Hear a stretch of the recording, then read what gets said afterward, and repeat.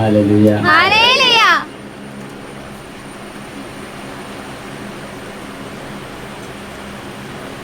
ദൈവത്തിൻ്റെ വചനം അനുദിനം പരിശോധിക്കുമ്പോൾ, ദൈവത്തിൻ്റെ സാന്നിധ്യം വെളിപ്പെടുമ്പോൾ ഒരു ഒന്നാമനാകുന്ന ഒരു അവസ്ഥയുണ്ട്. പഴയ മനുഷ്യൻ ദൈവസാന്നിധ്യം വെളിപ്പെട്ടുകൊണ്ടിരിക്കുമ്പോൾ ഒരു അവസ്ഥയിൽ ഒന്നാമനാകുന്നുണ്ട്. ആ അവസ്ഥയിൽ ഞാൻ ഒന്നാമനായിരുന്നു.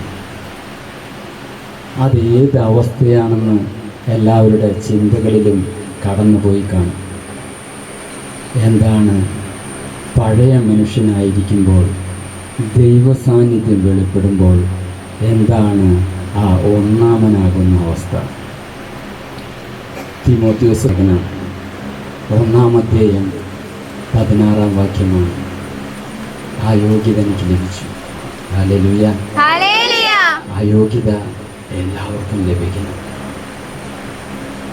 ഒരു ഒന്നാമനായ ഒരവസ്ഥ. എന്തിനാണ് ഒന്നാമനായത്? ഞാൻ പാപികളിൽ ഒന്നാമനായിരുന്നു.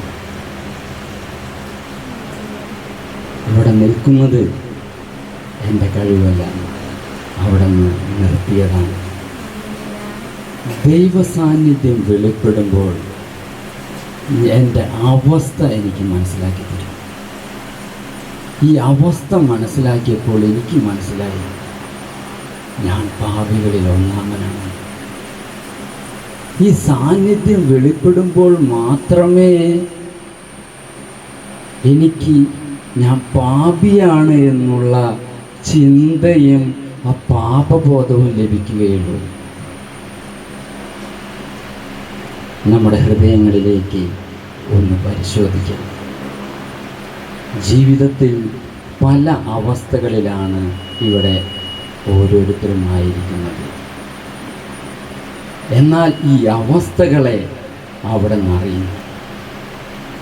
ഞാൻ പരസ്യമായി ചെയ്തതും രഹസ്യമായി ചെയ്തതും, ഞാൻ ഇരിക്കുന്നതും നടക്കുന്നതും കിടക്കുന്നതും പ്രവൃത്തിയും അറിയുന്നൊരു ദൈവത്തിൻ്റെ സാന്നിധ്യത്തിലാണ് ഇപ്പോൾ നാം ആയിരിക്കുന്നത്. Hallelujah, hallelujah.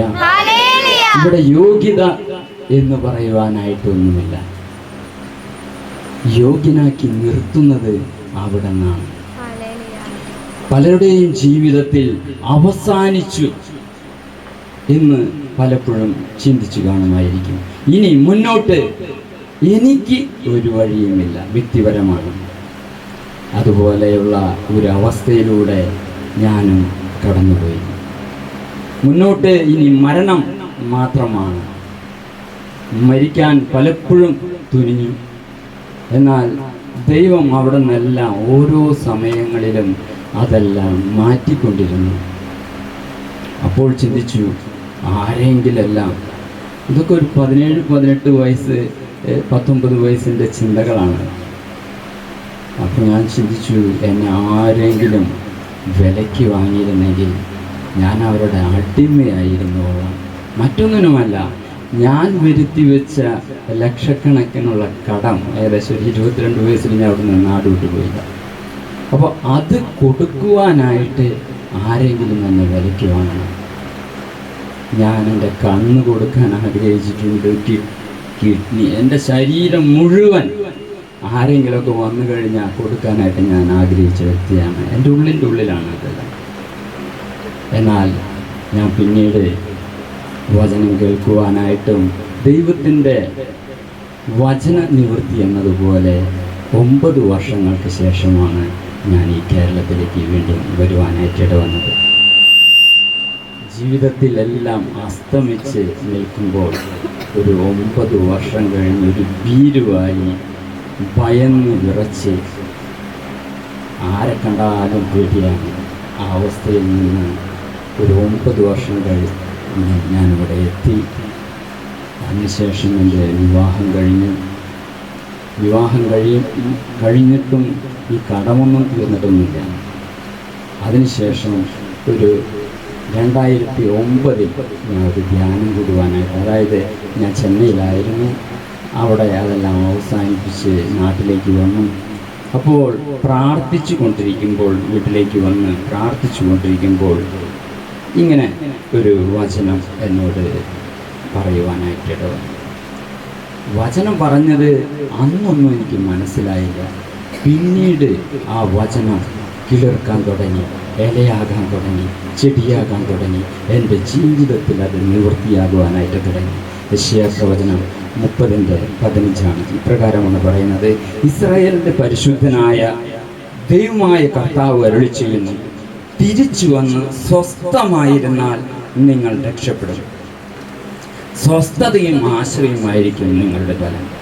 ജീവിതത്തിൽ ഒരു തിരിച്ചുവരവ് ആ പ്രാർത്ഥനയിലൂടെ വചനം വായിച്ചപ്പോൾ ഞാൻ ശ്രദ്ധിച്ചു. എൻ്റെ ജീവിതത്തിൽ പിന്നീട് ഞാൻ തിരിച്ചു വന്നു. ദൈവം എന്നെ പണിയുവാൻ തുടങ്ങി. Hallelujah, hallelujah. തിമോത്തി 2 ലേഖനം 1:7 മറ്റൊരു സമയത്ത് പ്രാർത്ഥിച്ചു കൊണ്ടിരിക്കുമ്പോൾ ഇതുപോലെ ഇങ്ങനെ വീട്ടിൽ ഭവനത്തിൽ വന്ന് പ്രാർത്ഥിച്ചപ്പോൾ ഒരു വചനം കൂടെ പറഞ്ഞപ്പോൾ അതെൻ്റെ ശ്രദ്ധയിലേക്ക് കയറി ചെന്നു. അത് പ്രകാരമാണ് ഭീരുത്വത്തെ, ഞാൻ ഭീരുവായിരുന്നു, എന്നാൽ ഭീരുത്വത്തിന്റെ ആത്മാവിനെയല്ല ദൈവം നമുക്ക് നൽകിയത് ശക്തിയുടെയും സ്നേഹത്തിന്റെയും ആത്മനിയന്ത്രണത്തിന്റെയും ആത്മാവിനെയാണ്. അന്ന് എനിക്ക് ഒന്നും മനസ്സിലായില്ല. പക്ഷെ എൻ്റെ ജീവിതത്തിൽ ഈ വചനം ക്രിയ ചെയ്യാൻ തുടങ്ങി, ജീവനാകുവാൻ തുടങ്ങി. അങ്ങനെ ദൈവത്തിൻ്റെ വചനത്തിലൂടെ എന്നെ നയിക്കുവാനായിട്ടിട വന്നു. ഞാൻ കുറച്ചു മുന്നേ പങ്കുവച്ചില്ലേ, എന്നെ വിലയ്ക്ക് വാങ്ങാനായിട്ട് ആരെങ്കിലും ഉണ്ടോ എന്ന് ഞാൻ ചിന്തിച്ചു എന്ന്. പിന്നീട് ഞാൻ എൻ്റെ ജീവിതത്തിൽ ഈ ധ്യാനം കൂടി ഇതുപോലെ കൂട്ടായ്മകൾക്കൊക്കെ വരുവാനായിട്ട് തുടങ്ങി. അങ്ങനെ ഒരു കൂട്ടായ്മയിൽ വീണ്ടും വചനം പ്രഘോഷിച്ചു കൊണ്ടിരിക്കുകയാണ്. ആ വചനം ഇപ്രകാരമാണ്: നിങ്ങൾ വിലയ്ക്ക് വാങ്ങപ്പെട്ടവരാണ്. അത് എൻ്റെ ഹൃദയത്തിലേക്ക് ആഴ്ന്നിറങ്ങി. ഞാൻ അന്വേഷിച്ചിരുന്ന വ്യക്തിയെ എനിക്ക് കണ്ടുമുട്ടുവാനായിട്ട് അവിടുന്ന് എന്നെ ഒരുക്കി. ഞാൻ വിലയ്ക്ക് വാങ്ങാൻ ഞാൻ അന്വേഷിച്ചപ്പോൾ മനുഷ്യരെ കണ്ടില്ല, എന്നാൽ അവിടുന്ന് എന്നോട് സംസാരിച്ചു. നാം ഓരോരുത്തരും വിലയ്ക്ക് വാങ്ങപ്പെട്ടവരാണെന്ന്.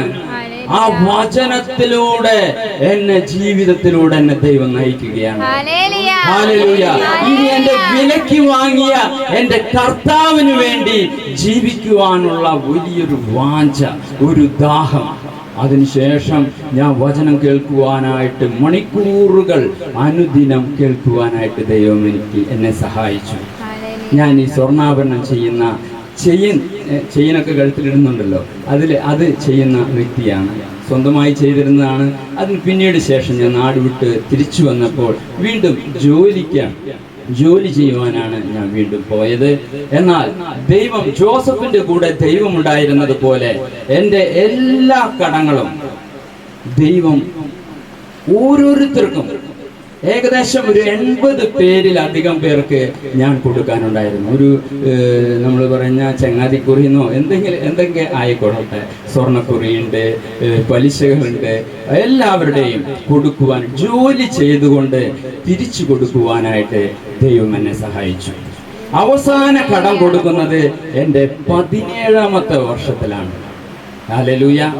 ദൈവത്തെ വിളിച്ച് അപേക്ഷിച്ചപ്പോൾ തന്നെ എനിക്കത് ലഭിച്ചു കഴിഞ്ഞാൽ ഞാൻ ഈ അവസ്ഥയിൽ ഉണ്ടാകില്ല എന്ന് ഞാൻ പിന്നീട് മനസ്സിലാക്കുകയായിരുന്നു. കർത്താവ് ആരെന്ന് രുചിച്ചറിവിനെന്ന് പറയുന്നത് പോലെ എൻ്റെ ജീവിതത്തിലൂടെ ഞാൻ അവിടുത്തെ ഇനി രുചിച്ചറിഞ്ഞു. മാത്രമല്ല, അത് അവസാനിച്ചില്ല, ഇപ്പോഴും അവിടുത്തെ അനുദിനം രുചിച്ചറിഞ്ഞുകൊണ്ടിരിക്കുകയാണ്. ഈ വ്യക്തികളോടെല്ലാം മാപ്പ് പറഞ്ഞ് അവരെ ഭവനങ്ങളിലേക്ക് പോയി എൻ്റെ ഉള്ളിലുള്ള ഒന്നാണ്, ഞാൻ ജീവിച്ചിരിക്കുമ്പോൾ തന്നെ ഞാൻ അവരുടെ കയ്യിൽ നിന്ന് വാങ്ങിയത് തിരിച്ചു കൊടുക്കണം. ഞാൻ അവരോട് ഓരോരുത്തരോടും മാപ്പ് ചോദിക്കാനായിട്ട് തുടങ്ങി. എൻ്റെ ജീവിതത്തിൽ ഞാൻ മൂലം നിങ്ങൾക്ക് വളരെ നഷ്ടം സംഭവിച്ചിട്ടുണ്ട്, എന്നാൽ എന്നോട് ക്ഷമിക്കണം, നിങ്ങളിത് സ്വീകരിക്കണം. എന്ന് പറഞ്ഞ് ഓരോരുത്തരുടെ അടുക്കലേക്കും ഞാൻ ജോലി ചെയ്യുന്ന 1 വർഷത്തിലാണ് ഞാൻ ഈ പ്ലാൻ ചെയ്തുകൊണ്ട് അവർക്ക് കൊണ്ടു കൊടുക്കുക. അപ്പോൾ അവരോട് പറയും, ഈ കയ്യിൽ ഞാൻ സമ്പാദിച്ച് മാറ്റിവെച്ചതാണ് കൊണ്ടു കൊടുക്കുന്നത്. അപ്പോൾ അവർ പറയും, അവർ ദൈവത്തെ മഹത്വപ്പെടുത്തുന്നത് എൻ്റെ കണ്ണുകളാൽ കാണുവാനായിട്ട് ദൈവം സഹായിച്ചു. അതുകൊണ്ട് തന്നെ എൻ്റെ ജീവിതത്തെ വെച്ച് നോക്കുമ്പോൾ 15 വയസ്സ് മുതൽ 22 വയസ്സ് വരെ ഞാൻ പണമുണ്ടാക്കുവാനായിട്ട് ജോലി ചെയ്തു. എൻ്റെ 22 വയസ്സ് മുതൽ 39 വയസ്സ് വരെ അവർക്ക് കൊടുക്കുവാനായിട്ട് ജോലി ചെയ്തു. 39 വയസ്സ് മുതൽ ഇപ്പോഴെനിക്ക് 50 വയസ്സുണ്ട്. എൻ്റെ ഒറ്റ ചിന്ത പിന്നീട് ഒന്ന് മാത്രമേ ഉണ്ടായിരുന്നുള്ളൂ, എനിക്ക് എൻ്റെ കർത്താവിന് വേണ്ടി വേല ചെയ്യണം. എന്നാൽ ഇത്രയും നാളെ ദൈവം എന്നെ പരിപാലിച്ചിട്ട് ഒരു വ്യക്തിയോട് കൂടെ വരെ കൈ നീട്ടുവാനായിട്ട് അവിടെ നിന്ന് ഇടവരുത്തി. മാത്രമല്ല, യേശു ശിഷ്യന്മാരെ അയച്ചപ്പോൾ ശിഷ്യന്മാരോട് ഇപ്രകാരം അവർ തിരിച്ചു വന്നപ്പോൾ യേശു ചോദിച്ചു, ഞാൻ നിങ്ങളെ അയച്ചപ്പോൾ നിങ്ങൾക്ക് എന്തിൻ്റെയെങ്കിലും കുറവുണ്ടായോ? അപ്പോൾ ശിഷ്യന്മാർ പറഞ്ഞു, ഒന്നിൻ്റെയും കുറവുണ്ടായില്ല. എനിക്കും എൻ്റെ ജീവിതത്തിൽ സംതൃപ്തിയോടെ ആത്മവിശ്വാസത്തോടെ പറയുവാൻ ഒന്നേ ഉള്ളൂ, എനിക്ക് ഒന്നിൻ്റെയും കുറവില്ല. Hallelujah, hallelujah. കർത്താവിൽ ആശ്രയിക്കുന്നവർക്ക് ഒന്നിൻ്റെയും കുറവുണ്ടാവുകയില്ല. ഹല്ലേലൂയ. നമ്മുടെ ജീവിതം ഏത് അവസ്ഥയിലായിരിക്കുന്നുവോ ആ ജീവിതം നമ്മളാണ് തീരുമാനിക്കുന്നത്. എന്ത്? ഇതെല്ലാം അവസാനിച്ചു എന്ന്. എന്നാൽ ഈ അവസാനിച്ചു എന്ന് നമ്മുടെ ചിന്തയ്ക്ക് അടുത്ത സമയം അവിടത്തേക്ക് നമ്മളെ പണിയുവാനായിട്ട് സാധിക്കും. ഹല്ലേലൂയ. വിശ്വാസമുണ്ട്. തകർന്ന അവസ്ഥയിൽ നമ്മളെ പണിയുവാൻ അവിടത്തേക്ക് സാധിക്കുമെന്ന് വിശ്വസിക്കുന്നു.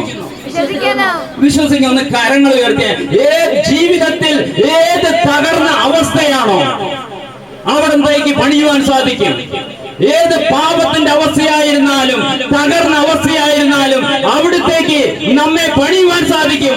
വിദ്യാഭ്യാസം ഇവിടെ ആവശ്യമില്ല. കാരണം ദൈവത്തിന്റെ വചനം പറയുകയാണ്, വിദ്യാവിഹീനരായ പത്രോസിനെയും യോഹന്നാനെയും അവിടുന്ന് ഉപയോഗിച്ചെങ്കിൽ അവിടുന്ന് നമ്മെയും ഉപയോഗിക്കും. ആർക്ക് യേശുവിനെ അനുഗമിക്കുവാൻ ആഗ്രഹിക്കുന്നു, ആര് യേശുവിനെ അനുഗമിക്കാൻ ആഗ്രഹിക്കുന്നു, യേശു വിളിക്കുകയാണ്, എന്റെ പിന്നാലെ വരിക. യേശു അനേകരെ വിളിച്ചു, ശിഷ്യന്മാരെ വിളിച്ചു, അവരുടെ അവസ്ഥ നോക്കിയില്ല. യേശു പറയുകയാണ്, എന്നെ അനുഗമിക്കുക. ഈ ലോകത്തിൽ അനുഗമിക്കാൻ മറ്റാരുമില്ല. ആകാശത്തിന് കീഴിൽ മനുഷ്യരുടെ ഇടയിൽ രക്ഷയ്ക്ക് വേണ്ടി മറ്റു ഒരു നാമവും നൽകപ്പെട്ടിട്ടില്ല. അത് നമ്മുടെ കർത്താവായ യേശു ക്രിസ്തുവിന്റെ നാമമല്ലാതെ മറ്റൊരു നാമം നൽകപ്പെട്ടിട്ടില്ല. ഈ യേശുവിനെ ആർക്കനുഗമിക്കണം, ആർക്കനുഗമിക്കണം? അവർ ആ ജീവിതത്തെ സമർപ്പിച്ചുകൊണ്ട് കരങ്ങൾ ഉയർത്തി, യേശുവേ അവിടുത്തെ അനുഗമിക്കാൻ ഞാൻ ആഗ്രഹിക്കുന്നു, അവിടുത്തെ അനുഗമിക്കാൻ ഞാൻ ആഗ്രഹിക്കുന്നു. യേശുവേ എന്നെ അനുഗമിക്കാൻ അവിടെ എന്നെ സഹായിക്കണമേ. അവിടുന്ന് മതിയായ കർത്താവാണ്. ഏത് സാഹചര്യത്തിലും അവിടുന്ന് നമ്മെ നയിക്കുവാൻ സാധിക്കും.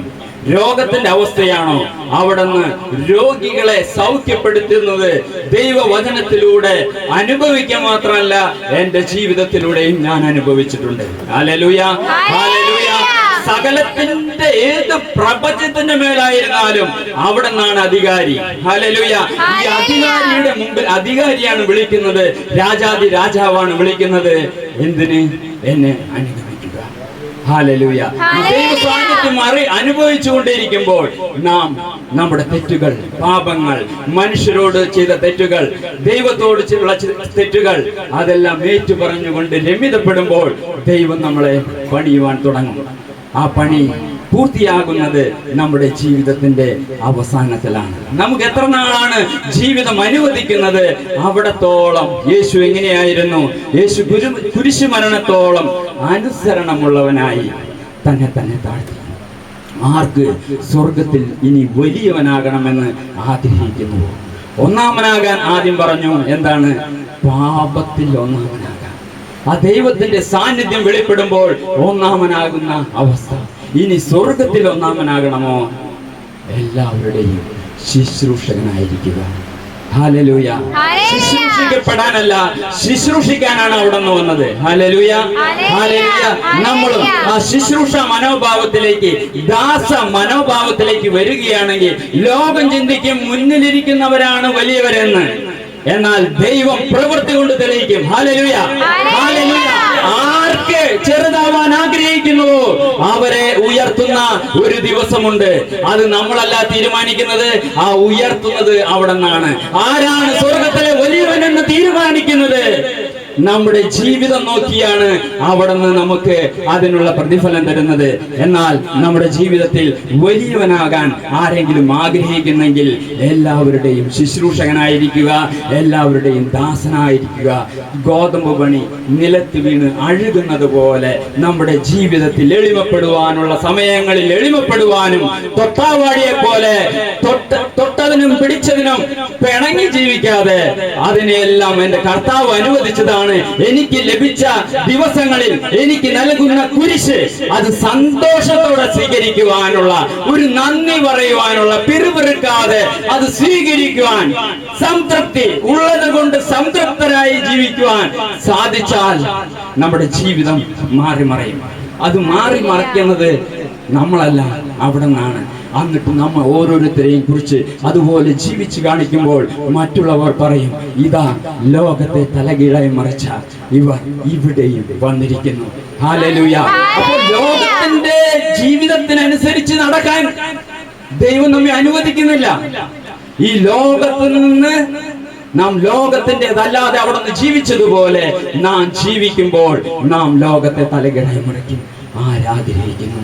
അവിടുത്തെ ശുശ്രൂഷിക്കുന്ന ഓരോരുത്തരും അതുപോലെ ആയിരിക്കുവാനും വലിയവരായിരിക്കുവാനും ദൈവം നമ്മെ കുറിച്ച് ആഗ്രഹിക്കുന്നു, വിളിക്കുന്നു. ആ വിളി സ്വീകരിക്കുവാൻ, ആ ഏറ്റെടുക്കുവാനും ദൈവം നമ്മുടെ തുടർന്നുള്ള ജീവിതത്തെയും അവിടെ നിന്ന് പരിശോധിക്കുന്നുണ്ട്. ദൈവം നമ്മെ എല്ലാവരെയും സഹായിക്കും.